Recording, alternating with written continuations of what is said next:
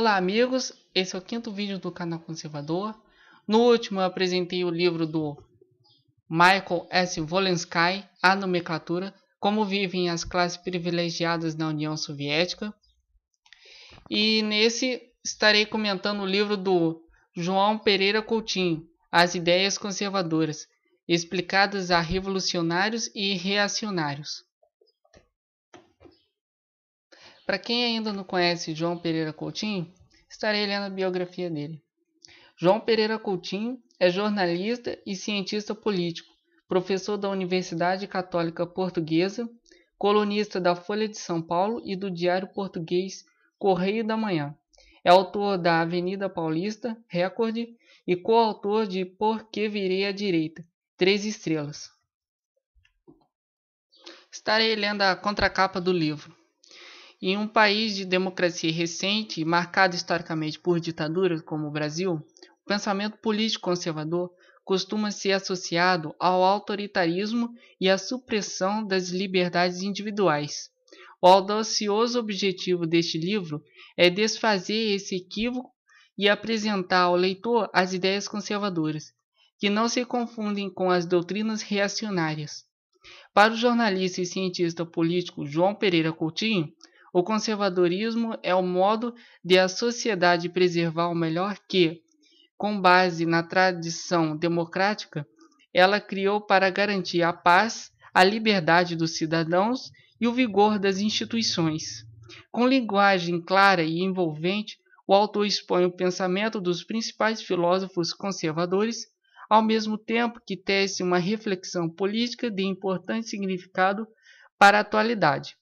Contra radicalismos crescentes à direita e à esquerda, Coutinho defende o primado da lucidez e do equilíbrio.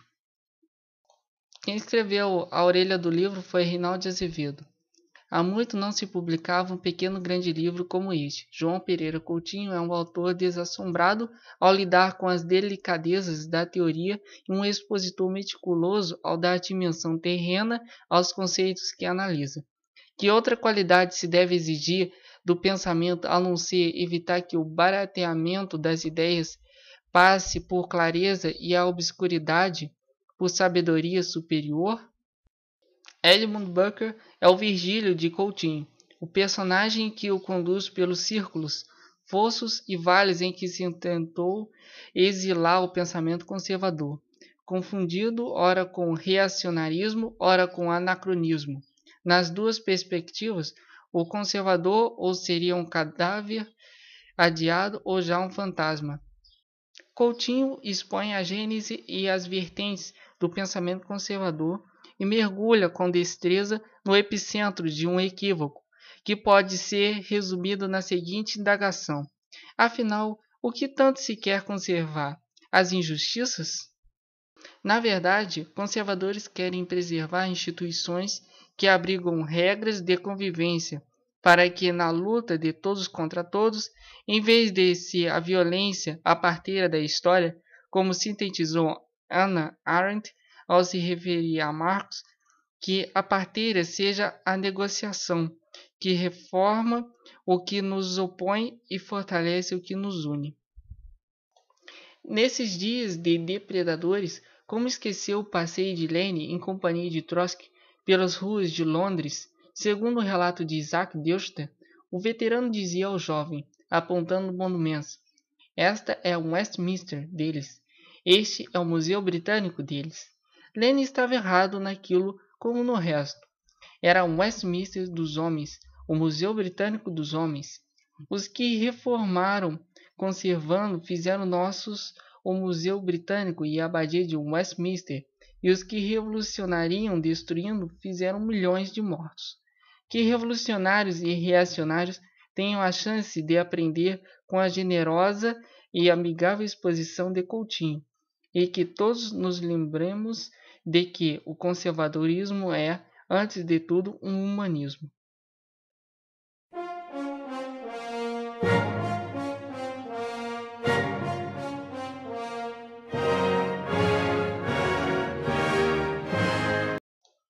A ideologia conservadora. Todos somos conservadores. pelo menos em relação ao que estimamos. Família, amores, amigos, lugares, livros, memórias, até conservar e desfrutar são dois verbos caros aos homens que ainda estimam alguma coisa. E, em alguns espíritos, esses verbos são conjugados com maior intensidade e frequência, a ponto de se transformarem na sua gramática essencial. Eis os homens de disposição conservadora, para usar a eloquente formulação de Michael Oakeshott no clássico ensaio On Being Conservative, sobre ser conservador, 1956. Antes de ser ideologia ou doutrina, a intenção do autor é apresentar o conservadorismo como uma disposição, uma forma de ser e agir que levará o conservador a usar e desfrutar aquilo que está disponível, em vez de desejar ou procurar outra coisa.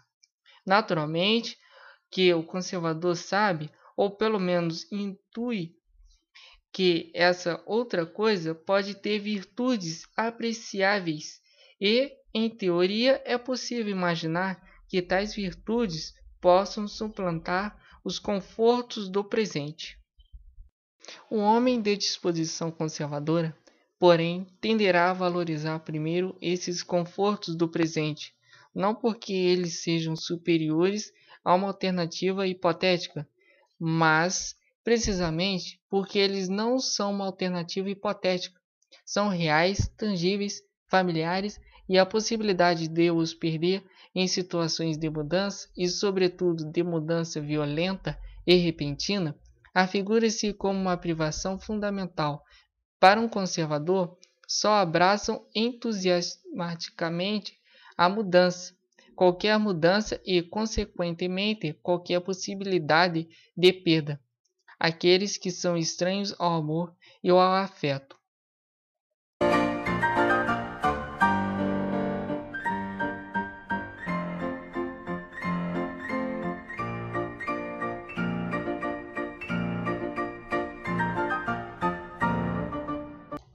Essas conhecidas palavras de Oakeshott procuram recolher e sintetizar o que vários autores do cânone conservador já tinham articulado em obras de fôlego diverso. São incontáveis os tratados sobre o conservadorismo que, nas páginas iniciais, evitam com apreciável esforço a palavra ideologia e tudo o que ela parece significar. Um sistema de valores ou princípios gerais que, na melhor tradição marxista, não deseja apenas interpretar o mundo, mas, sobretudo, transformá-lo. Para Kent Wong, o conservadorismo é uma força interior e constante da natureza humana. No mesmo sentido, Fossey John Colby Henshaw apresenta o conservadorismo como um temperamento. Stanley Baldwin vai mais longe, falando de uma fé, muito semelhante à fé religiosa, uma caracterização que evita providencialmente qualquer análise racional do fenômeno. Para o escritor John Bushnell, o conservadorismo é um espírito, ou, melhor ainda, um instinto. Nas palavras de Walter Elliot e Hugh Simpson, pronunciando a disposição de Oakeshott, entende que o conservadorismo seria mais bem entendido como uma inclinação pura e natural da mente humana. Todas essas definições parecem apontar para o mesmo sentido. O conservadorismo apresenta uma dimensão existencial que é anterior ou até superior a qualquer ideologia política, mas ainda o conservadorismo não é uma ideologia, preferindo encontrar refúgio identitário em forças interiores, temperamentos, fés, espíritos, instintos, inclinações e, claro, disposições. A fuga à ideologia é de tal forma generalizada e premente para essa longa galeria de conservadores, uma fuga que teria mesmo levado o primeiro-ministro britânico Salisbury a pensar em criminalizar todo tipo de pensamento abstrato, que por vezes é impossível distinguir com alguma clareza a disposição conservadora do conservadorismo político. A superior validade do ensaio de Oakeshott também reside aqui, na capacidade que o autor teve para operar essa sutil distinção, tão sutil que ela nem sempre foi respeitada ou observada pelos próprios conservadores, para quem uma disposição conservadora chega e sobrava para encerrar o debate.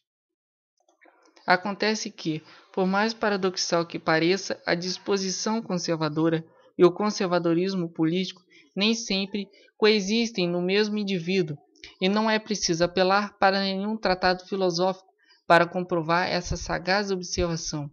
Basta olhar em volta, basta olhar para o nosso pequeno pelotão, basta olhar para nós. Existem pessoas que, apesar de uma disposição conservadora, não subscrevem necessariamente uma preferência política pelo conservadorismo. E o inverso também sucede. Pessoas de disposição mais radical nas suas personalíssimas condutas que, politicamente falando, subscrevem posições conservadoras.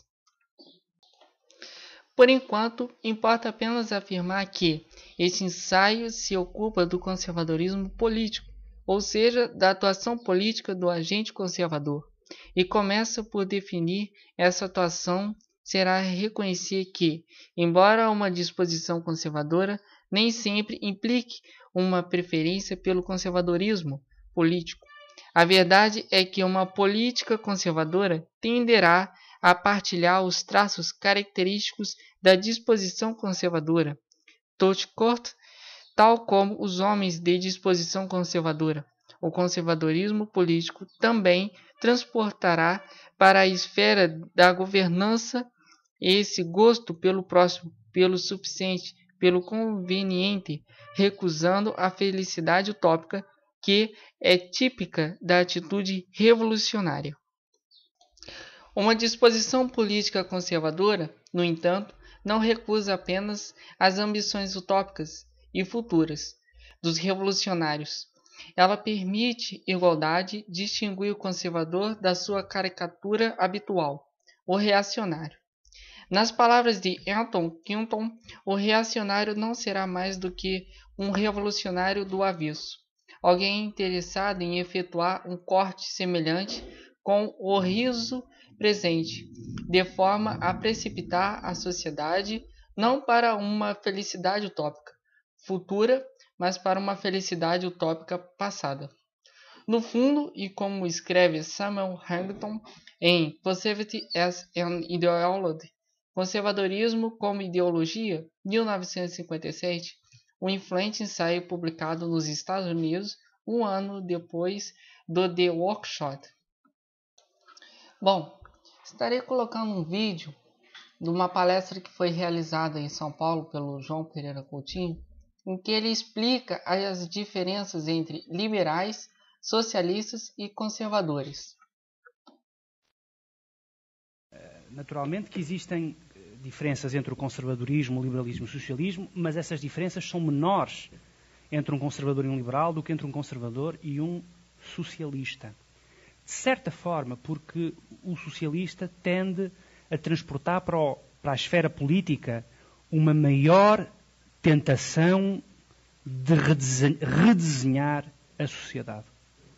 De certa forma, há uma tentativa por parte do socialista de redesenhar a sociedade.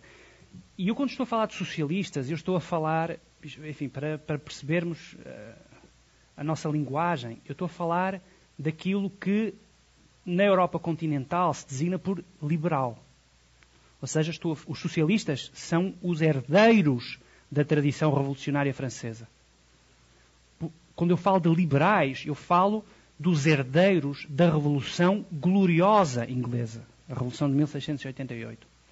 Os conservadores são aqueles que se opuseram à Revolução Francesa de 1789. E, portanto, de certa forma, há uma contiguidade histórica entre os liberais e os conservadores. Como eu disse, o Burke era um liberal. Era um Whig, não era um Tory, era um Whig. Era um herdeiro da Revolução de 1688, que foi uma revolução que se fez contra a tirania do monarca. E, portanto, há uma continuidade histórica entre uma coisa e outra. Agora, existem diferenças no conservadorismo contemporâneo e no liberalismo contemporâneo. Em relação ao Estado, com certeza que existem diferenças.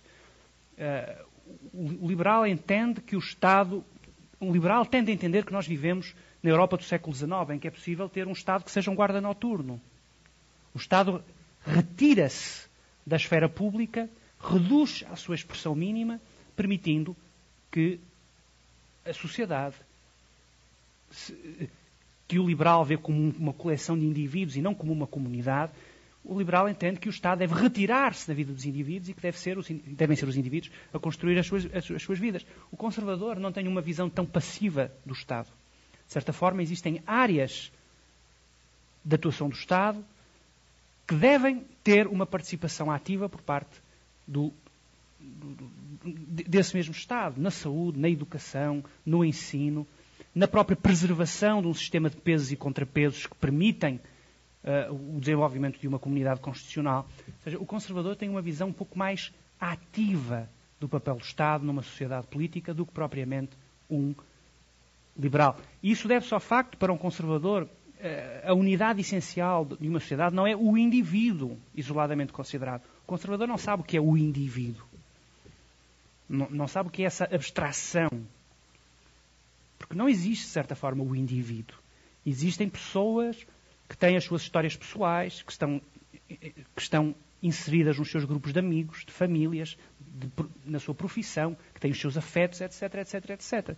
E, portanto, quando nós vemos, por exemplo, a grande oposição entre um autor liberal, embora um liberal de esquerda como Rawls, que é, sem dúvida, o mais influente pensador político, se calhar, do século XX, e as críticas que lhes são feitas por conservadores, por exemplo, o problema está no facto de Rawls ter estabelecido uma teoria da justiça com base numa abstração.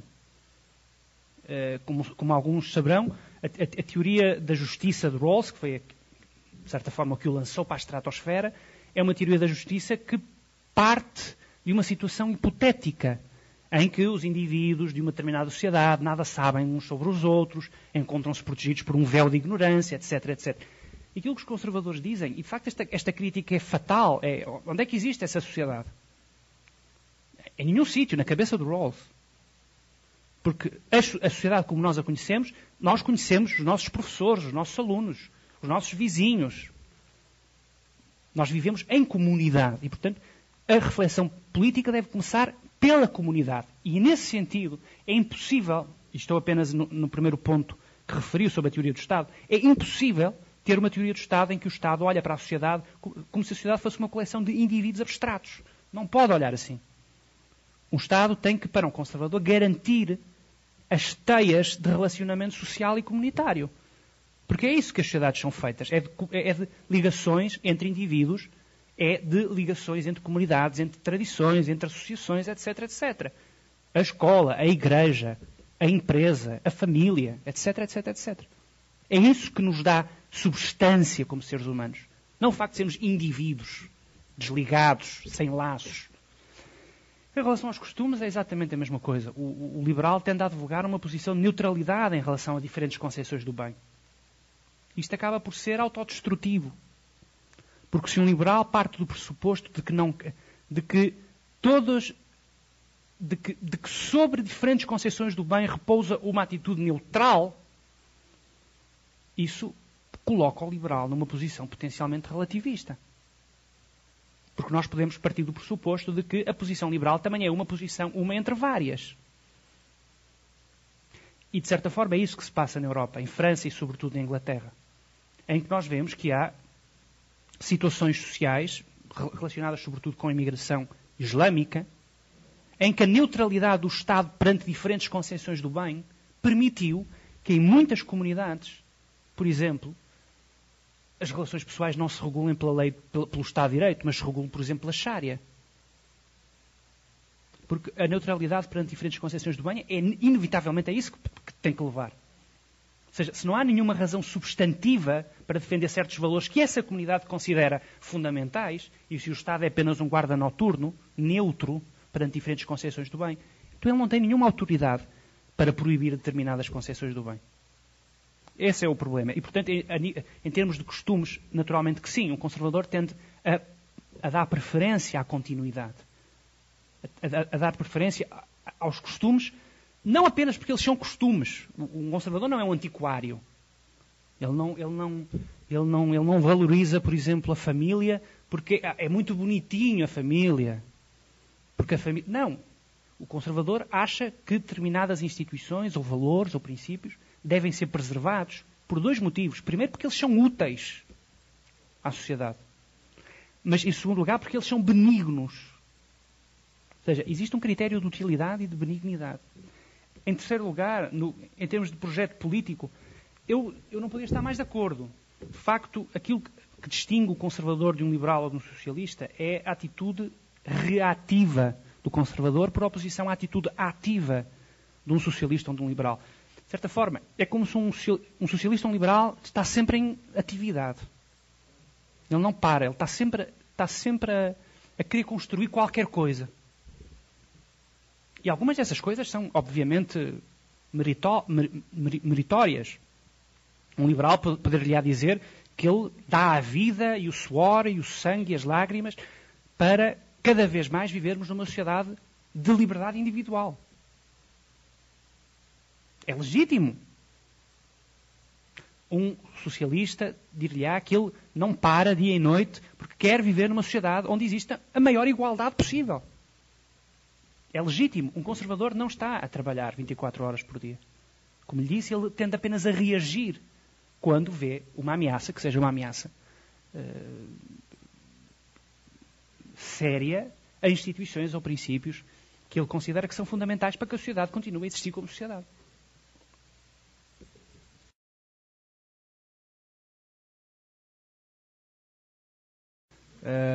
E nesse sentido, acho que sim, que pelo menos no mundo atual, no mundo globalizado atual, aquilo que me parece é que a principal contribuição do conservadorismo é precisamente pela revalorização de uma concepção de natureza humana que não tem necessariamente que passar por uma ideia de divindade ou de Deus. Ou seja, é perfeitamente possível que as pessoas defendam que o ser humano, pelo simples facto de que é ser humano, tem que ser respeitado na sua dignidade básica e essencial, por exemplo, por via empírica. Porque nós chegamos à conclusão que nenhuma sociedade sobrevive se os seus membros são torturados, são humilhados, são oprimidos, são chantageados, etc. E existem muitos pensadores ao longo da história da filosofia que chegaram a uma concepção de natureza humana, de dignidade da pessoa humana, sem ser necessariamente por via religiosa. O David Hume é provavelmente aquele que mais contribuiu para um estabelecimento de uma concepção de natureza humana, e o David Hume era ateu. E, portanto, mais importante do que procurar... eu estou a dizer isto por um motivo, não porque não seja importante uma concepção de natureza humana que venha por via do direito natural e da lei natural e, em última análise, por uma concepção de divindade. O que eu estou a dizer é que aquilo que normalmente os críticos do conceito de natureza humana dizem a uma pessoa que defende o conceito de natureza humana é que essa pessoa está a ser religiosa. Você fala assim porque você acredita em Deus. Mas eu não acredito em Deus e, portanto, não estou obrigado a uma concepção de natureza humana. Essa ideia de dignidade da pessoa humana, que é isso? Isto não é a Bíblia. Bom, normalmente, isto depois é dito com muita arrogância, porque normalmente é a arrogância da ignorância. O que se pretende apenas dizer é que é possível defender uma concepção de natureza humana independentemente das pessoas acreditarem ou não em Deus. E por concepção de natureza humana pretende apenas significar que as pessoas não podem ser reconhecidamente humanas se não estiverem certos requisitos preenchidos. E não interessa se a pessoa está no Brasil, na China, no Irã, na Turquia, onde quer que seja. E aí recuperamos, evidentemente, a célebre a posição shakespeariana. Será que nós não sangramos quando nos cortamos? Será que não choramos? Etc, etc. De facto é isso. Há uma comunalidade do ser humano que é igual, que é universal. E, portanto, um caso prático, quando se afirma que, por exemplo, o apedrejamento de mulheres adúlteras, isto é apenas para dar um exemplo, tem que ser respeitado porque faz parte da tradição local. Um crítico desta posição deve dizer, não pode ser tolerado. Porque existe uma concepção de dignidade humana que está a ser violada, independentemente de ser na Arábia Saudita, em Portugal, no Brasil, onde quer que seja. E portanto, eu concordo absolutamente com a sua observação, a sua pergunta. O maior contributo que o conservadorismo pode dar é precisamente o de relembrar que existem determinados valores sem os quais nenhuma sociedade se pode considerar humana. Aquilo que eu quero dizer quando falo que as pessoas não podem ser vistas como indivíduos, apenas e só, e este é, por assim dizer, o coração da teoria revolucionária francesa, é que os franceses começaram por afirmar que as pessoas eram dotadas de determinado tipo de direitos.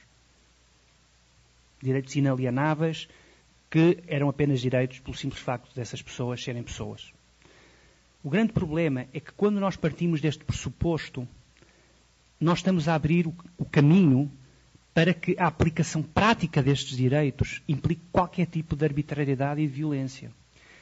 Eu, quando estou a falar de natureza humana, eu não estou a falar de direitos humanos.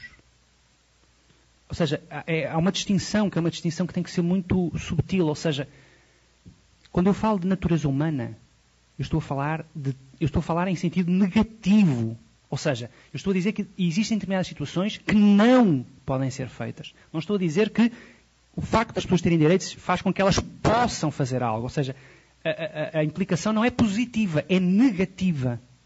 Isto pode parecer um preciosismo gramatical, mas não é. Porque é muito diferente eu dizer que, por exemplo, o senhor tem direitos humanos que lhe permitem fazer isto, ou eu dizer que o senhor, porque é um ser humano, está protegido contra aquilo. E, de certa forma, o que me parece que aconteceu na Revolução Francesa é que houve, por parte dos revolucionários franceses, uma subversão da tradição naturalista. Eles leram mal a tradição naturalista. Ou, de certa forma, eles procuraram instrumentalizar a tradição naturalista para os seus próprios fins. Quando a tradição... Bom, amigos, agradeço a participação de todos. Se você gostou, dê um like, comente e compartilhe nas redes sociais. Até o próximo vídeo. Tchau!